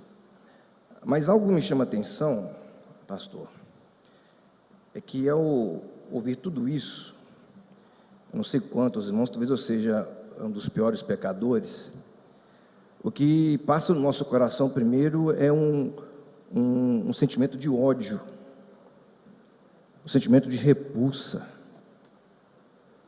por tudo isso que vem acontecendo. Aí o Espírito Santo vem e fala que não é por aí. Então a gente equilibra e a gente procura exercer o fruto do Espírito, o domínio próprio e tudo mais. Mas eu acredito que esse sentimento, ele é uma oposição ao estado de pecado. Então, diante disso, eu penso que, a princípio, nós temos que tirar o ódio do lado. Essa não é a nossa função. Mas nós temos que olhar também que há um campo, é um campo vasto. Lendo David Powlison, falando sobre alcançar todos os povos, e ele incluiu também os homossexuais, ou o homossexualismo, como povos não alcançados. E essa deve ser a visão da igreja. Dessa forma, eu gostaria de perguntar, quais as orientações podem ser dadas para a igreja, para nós, você que lida diretamente com todas essas questões, que pode nos fazer, além de olhar por questões políticas, logicamente, né, o campo das leis, mas também a visão da igreja. O que a igreja pode fazer nesse momento que nós estamos vivendo crítico, sem permitir que o ódio venha a exacerbar, mas que a gente tenha uma definição, usando a lei e usando a própria condição missionária, né, de visão para esse reino. Obrigado, pastor Santo. Olha, gente, a Bíblia diz: conhecereis a verdade vos libertará. Todos nós aprendemos e nós somos libertos. A Igreja Batista da Lagoinha, por exemplo, em Belo Horizonte, sofre muita perseguição num dos ministérios que nós temos. É muito delicado. Tem um ministério lá chamado Cores. E esse Ministério Cores trabalha com o público LGBT. Ou seja, o evangelho é levado. Eu falo muito para as pessoas que nós não somos responsáveis pelo resultado. Nós oramos pelas pessoas para curar, mas não somos nós que curamos. Nós pregamos o evangelho para as pessoas converterem, mas não somos nós que convencemos as pessoas do pecado. Não é verdade? Nós precisamos estar disponíveis. Nós temos que disponibilizar para todas as tribos a forma de levar a palavra, o evangelho. A mudança é de cada um. Agora, nós não podemos deixar de falar a verdade. Eu conheço igrejas inclusivas, eles chamam de igrejas inclusivas, eles chamam de evangelho inclusivo, aonde tiraram o pecado da homossexualidade, tiraram, não existe esse pecado. Ou seja, tem igrejas que tem casais homossexuais, pastores homossexuais. Eu recebo os vídeos de pastoras lésbicas, recebo os vídeos de casamento de homossexuais. Nós vivemos num país democrático, cada um vive como quiser, cada um frequenta a igreja que quiser, mas nós não podemos deixar de ser sal. A Bíblia diz que o sal, ele serve para dar gosto. Mas quando o sal perde o gosto, só serve para quê? Ser pisado. Nós estamos vivendo um momento que ou a igreja ela tem o tempero ou a igreja está sendo pisada. Então hoje muita gente vai entrar em conflito porque politizaram demais a coisa, principalmente LGBT e cristão. Parece que nós somos opostos, como se a gente odiasse alguém. Nós continuamos amando. Eu tenho amigos homossexuais. Eu tenho amigo meu, foi criado em igreja com a gente, se casou com outra pessoa. Eu encontro com ele, não viro o rosto para ele, converso com ele, não é problema meu. Quando uma pessoa, antigamente quando a gente era mais novo, no meio da igreja falar em divórcio, separação, era um negócio difícil. Mas e aí? Como é que nós lidamos com isso? Hoje existem muitas pessoas divorciadas e desquitadas. Nós entendemos que Deus tem amor a todos e é um problema dele com Deus. Mas nós vamos deixar de pregar o evangelho? Nós vamos deixar de falar a verdade? O que nós temos que fazer é sermos abertos e arrumar formas de poder levar a verdade. Conheço inúmeros ministérios. Um grande parceiro nosso é, por exemplo, o David Ricker. David Ricker foi homossexual e ele ensina sobre homossexualidade, como lidar com isso. Número 1, que homossexualidade não é doença. Não é doença. Homossexualidade é um comportamento. Aí ele fala uma coisa muito interessante, que os nossos jovens e todas as pessoas precisam saber de uma coisa simples, e que o diabo tenta trazer engano, principalmente na cabeça de adolescentes. A atração sexual não define a orientação sexual de ninguém. Não define, ou seja, um homem ter atração por outro homem não quer dizer que ele é homossexual. Um homem ou uma mulher ter atração por criança ou adolescente não quer dizer que é pedófilo. Nós temos atração. Qual o homem aqui casado que pode não ter atração por outra mulher? Qual a mulher aqui que pode não ter atração por outro homem? Mas o que nós fazemos? Por amor a Jesus, eu abro mão disso, eu não quero isso na minha vida. Não é assim que a gente faz? Que nós somos levados ao matadouro todos os dias por amor a Ele? Senão, qual seria o limite nosso? Todos nós temos atrações. O negócio é o que a gente deixa acontecer depois. É pecado se irá? Não, mas não se põe o sol sobre a vossa ira. O negócio é o que faz depois. Aquele que olha com intenção impura, é pecado. O que a gente faz? Deus, eu não quero ter esse pensamento. A Bíblia diz que sobre tudo você deve guarda o seu coração. Guarda o coração da ira, guarda o coração da inveja, guarda o coração da pornografia, guarda o coração de tantas coisas que nos atraem ao pecado. E o que nós temos que fazer? Lutar para que o pecado não reine sobre nós. Não é a gente pecar que leva a gente para o inferno. O que leva a gente para o inferno é não crer em Jesus, que pode te perdoar o pecado e te dar vida eterna. Porque quem não pecou? Quer perguntar? Você puxa só um pouquinho, senão eu não te ouço. E o microfone aqui, gente? Que aí fica mais fácil. Tá sem, então vai no outro ali.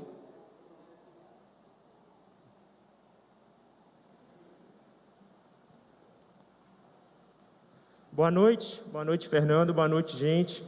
Eu queria fazer uma pergunta, e acho que fazer uma pergunta com duas respostas, alguns conselhos para um cristão e um conselho para um cidadão qualquer. Eu sou estudante de psicologia em uma faculdade da região, e às vezes tem alguns comentários totalmente tendenciosos dentro de sala de aula, e para um cristão, com certeza, não vai concordar com aquilo e vai até se espantar com algumas coisas que acontecem em sala de aula. Algo aqui perto da gente, que a gente acha que está tão longe, talvez os seus filhos estudem e você nem sabe. Acontece alguma coisa na sala de aula que, por exemplo, posso falar de mim, uma professora da minha sala de aula, ela não citou essas palavras, mas ela falou como se fosse o exemplo bíblico para casamento, que é da submissão, o exemplo bíblico para casamento, que é o monogâmico, é algo obsoleto, algo ultrapassado. Ela falou não com essas palavras, mas ela foi com uma articulação, algo do tipo. Isso aconteceu. Como eu, como cristão, devo agir e como eu, como cidadão, devo agir nessa situação?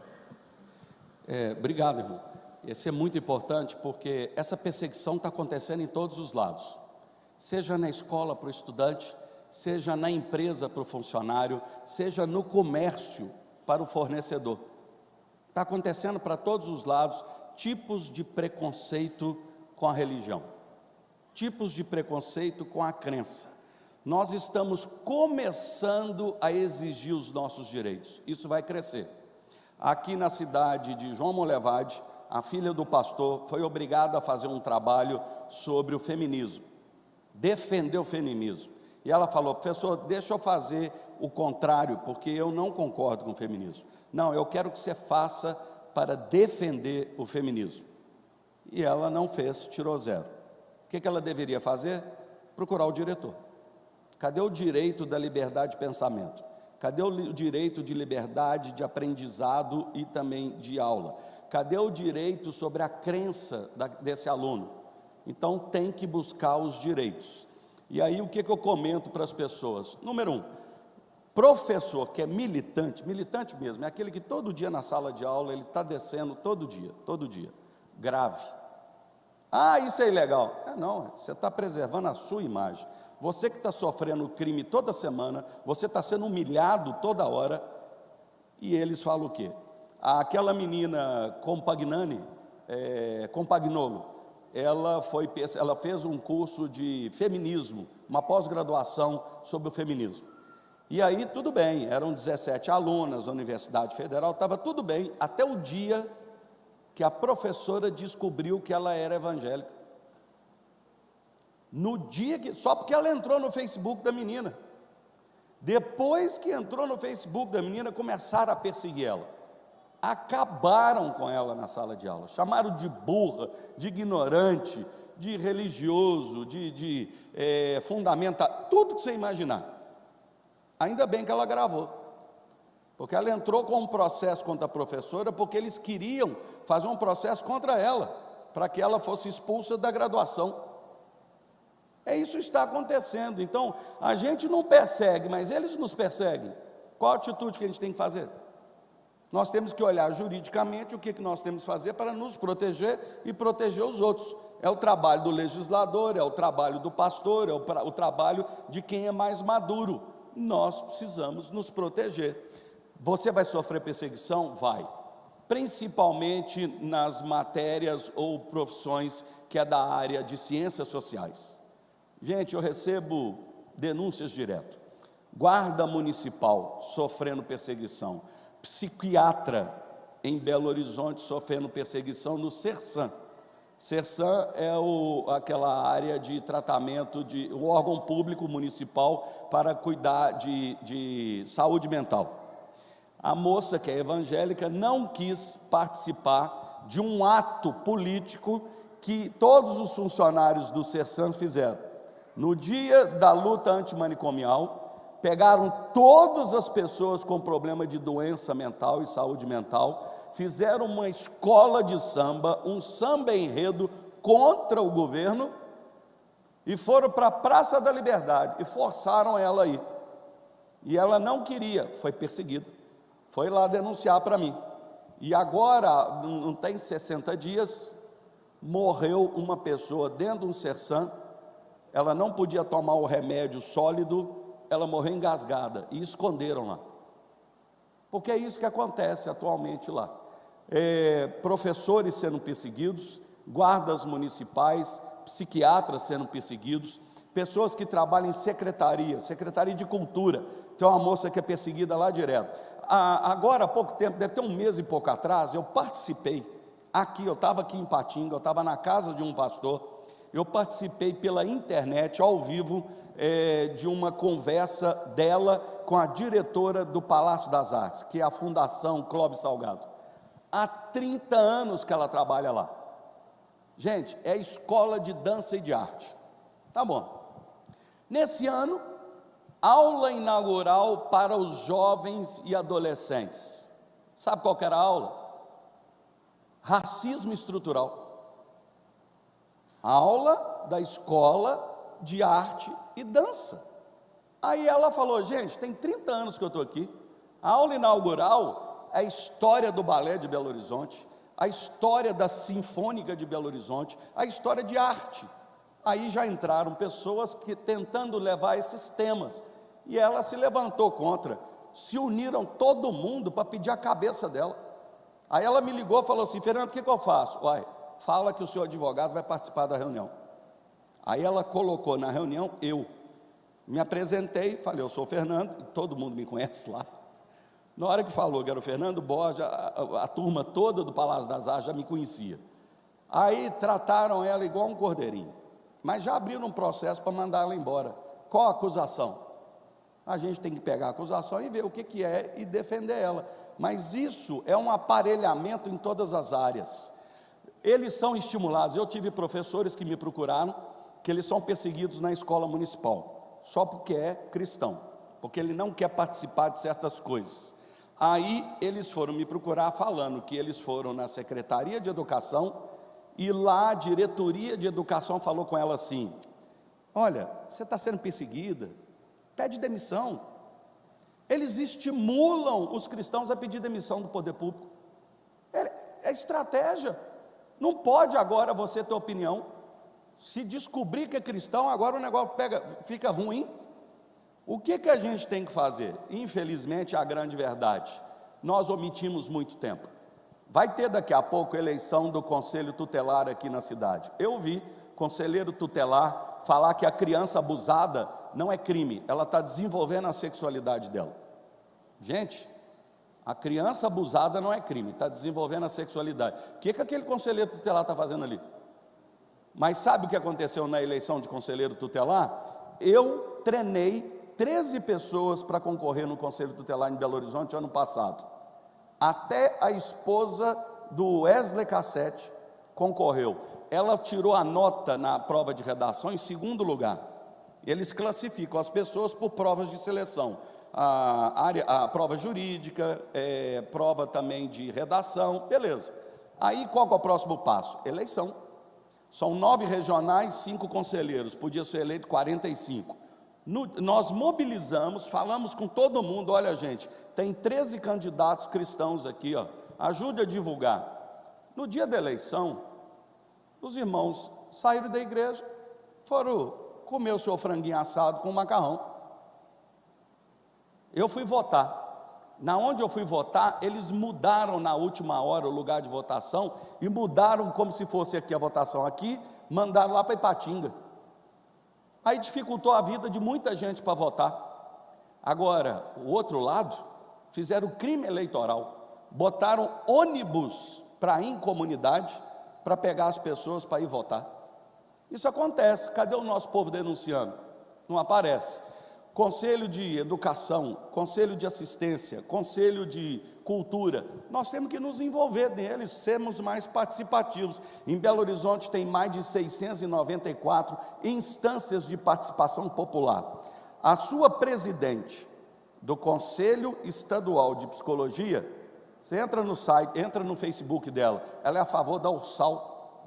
Está lá no Conselho de Psicologia. Por que nós nos unimos para falar para os nosso povo que é psicólogo, votar no pessoal cristão?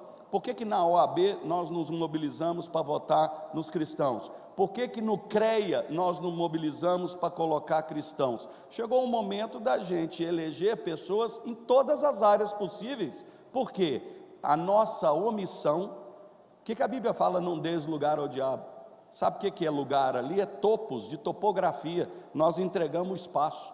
E agora nós estamos sendo obrigados a voltar e falar, olha, nós não temos problema com ninguém, mas nós não concordamos com isso, e caminhar.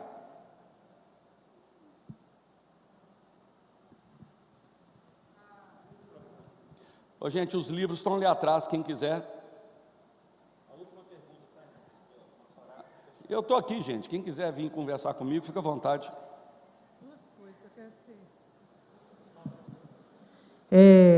Eu passei na faculdade, há uns 20 anos atrás, uma pressão muito grande na aula de Sociologia e Filosofia.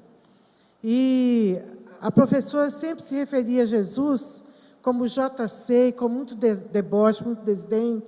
E aquele negócio foi, como diz o outro, talhando o sangue, né? Então, chegou no momento que eu falei, olha, a senhora tem todo o direito de não acreditar e não gostar de Jesus, mas eu exijo respeito, porque é a pessoa em quem eu creio, minha vida está baseada na vida dele. Então, eu exijo que, a partir de agora, a senhora respeite, fala dele com respeito. E outra coisa, quando fui fazer um trabalho, caiu para mim exatamente sobre o aborto. Ela queria que eu defendesse o aborto. E eu fiz um trabalho totalmente contra, né?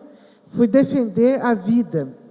E o pessoal falou, você é doida, você vai ser perseguida, você vai perder nota. Eu falei, ela não é doida de fazer isso. Então, a gente... Daniel não conhece, né, Daniel? Então, eu tive que marcar território ali para ela saber com quem que ela estava lidando. E nessa oportunidade, eu tive o privilégio de ganhar alguns colegas para Jesus, para saber que a gente tem que se posicionar. E quanto a essa coisa de... por que a gente não se mobiliza para eleger cristãos? Infelizmente, na igreja, quando você quer tratar de temas políticos, você é taxado de chato, inconveniente, e você é convidado a sair do grupo. Então, convidado sutilmente, né? Você pode discutir futebol, você pode fazer provocações, você pode fazer qualquer outra coisa, gracinhas, mandar figurinhas, mas se você for tratar de um tema sério, você é mal visto e malquisto. Isso tem mudado muito. Agora, nas escolas e universidades, essa semana mesmo, eu estou tentando lembrar qual era a esposa de um pastor. Começou a fazer psicologia, foi tão perseguido que ela desistiu. Não desista. Não desista. Se você está na universidade, você vai ser perseguido, mas continua.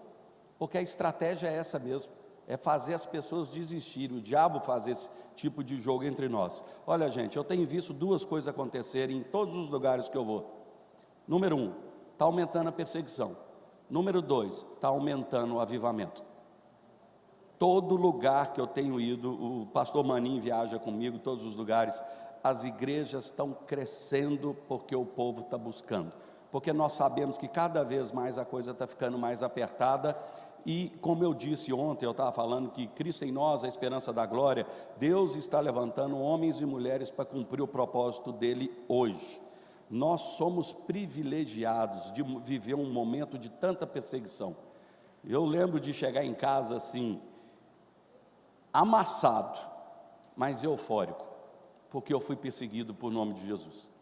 Pode ter certeza, você vai ter a maior alegria na vida quando você for perseguido. Eu entrava nos ambientes públicos, gritavam o meu nome e me xingavam. Não podia fazer nada.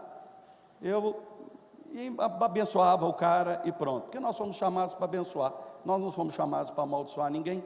Vamos continuar fazendo o nosso trabalho, abençoando, socorrendo, porque a gente sabe, todas as pessoas quando a gente converte, olha que curioso, primeiro passo, quando a gente converte, ou a pessoa próxima da gente, vai te zombar. Ah, você passou para crente, né? Está dando dinheiro para o pastor, né? Beleza. A segunda coisa, quando viu que você não muda, começa a te agredir. Você é um bobo, você é um burro, não é assim, gente? A terceira coisa que eles vão fazer é, como você não desistiu, aqui, me conta aí como é que é a sua igreja. Começa a curiosidade. A quarta coisa, quando a vida dele complicar, vai te procurar para pedir ajuda. Gente, é fato, é questão de tempo. Os seus colegas que hoje zombam de você vão depois te procurar para pedir socorro. O meu apelido na faculdade era Tim Tones, porque tinha um Jim Jones, né? E tinha um personagem do Chico Anísio que era o Tim Tones. Eles só me chamavam de Tim. Eles até hoje me ligam quando tem um problema familiar. Você vai ser chamado do que for, mas eles vão lembrar de você na hora que eles precisarem de socorro. Amém, irmãos? Amém.